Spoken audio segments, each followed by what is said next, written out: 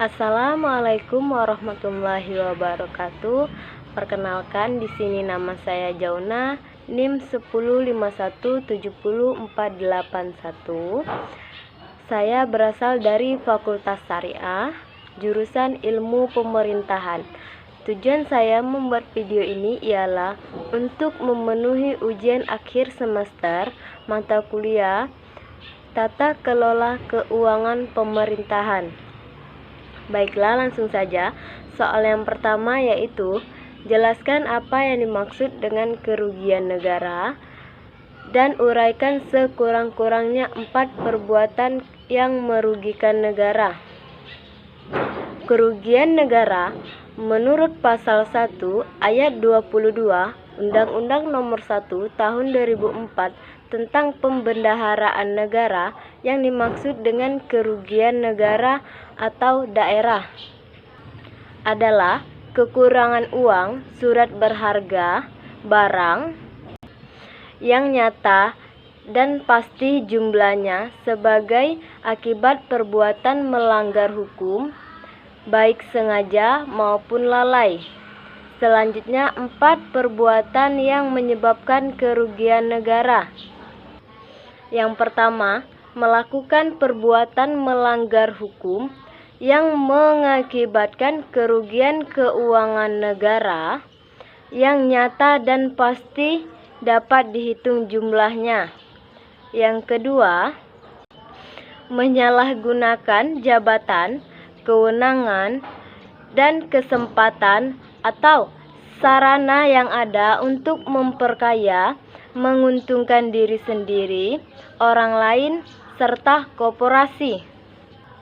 Yang ketiga, menyuruh melakukan atau sengaja menyuruh orang lain melakukan perbuatan pidana yang mengakibatkan kerugian negara. Yang keempat adalah pencucian uang, yang merupakan tindakan melawan hukum dengan cara menyembunyikan asal-usul uang tersebut yang berasal dari kejahatan untuk menghindari dari pemerintah. Dan yang selanjutnya, contoh kasus yang saya berikan adalah pada kasus pembuatan KTP elektronik dengan hilangnya uang sebesar 2,3 triliun yang seharusnya dipergunakan untuk pembuatan KTP elektronik.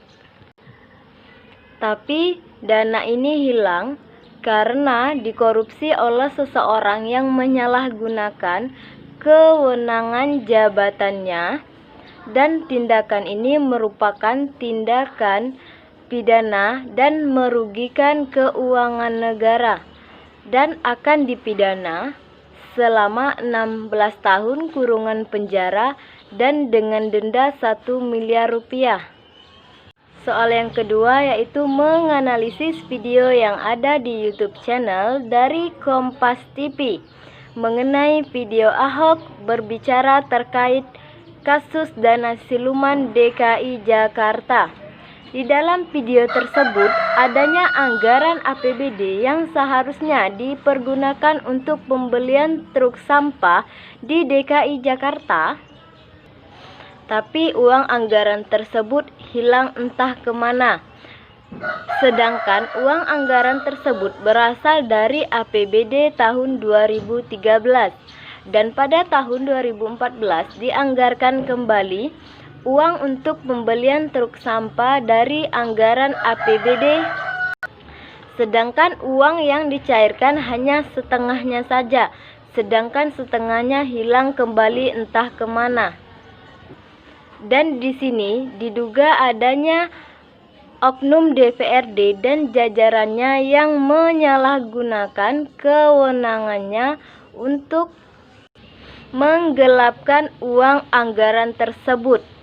Dan di sini Pak Gubernur DKI Jakarta Ahok bersama Pak Presiden Joko Widodo akan mengusut tuntas kasus penggelapan dana APBD yang sudah dianggarkan pada tahun 2013 dan 2014 untuk pembelian truk sampah. dan tindakan ini merupakan perbuatan yang merugikan keuangan negara. Baiklah, lanjut ke soal yang ketiga, yaitu apa yang saudara lakukan sebagai kepala pemerintahan yang memegang penuh tata kelola keuangan negara dalam menangani penyebaran kasus COVID-19 tersebut. Di sini, jika saya sebagai kepala pemerintahan, langkah yang akan saya lakukan adalah bekerja sama dengan Dinas Kesehatan, Kepolisian, TNI, dan Polri untuk membantu penanganan kasus COVID-19 tersebut.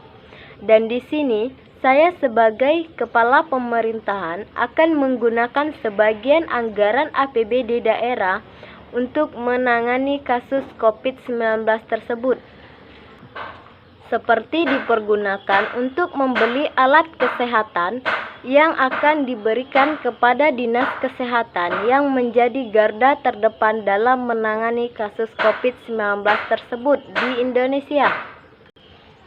Bukan hanya itu saja, dan saya akan membantu masyarakat yang terdampak penyebaran kasus COVID-19 tersebut pada perekonomian masyarakat, dan saya akan memberikan bantuan berupa sembako kepada masyarakat menengah ke bawah. Dan selanjutnya, saya sebagai kepala pemerintahan juga akan menunda semua kegiatan yang akan dilakukan selama masa COVID-19 tersebut, karena anggaran yang telah dipersiapkan untuk melakukan kegiatan akan dialihkan untuk menangani penyebaran kasus COVID-19. Dan di sini saya sebagai kepala pemerintahan juga akan menyuruh pemerintahan desa untuk menggunakan sebagian anggaran dari dana desa untuk memberikan bantuan kepada masyarakat yang terdampak kasus COVID-19 ini berupa bantuan sembako dan bantuan alat kesehatan kepada dinas-dinas kesehatan yang ada di desa seperti puskesmas dan lain sebagainya. Akan tetapi, semua ini tidak terlepas dari pantauan pihak berwajib agar dana tersebut tidak salah digunakan oleh pemerintahan desa. Sekian dari saya. Wassalamualaikum warahmatullahi wabarakatuh.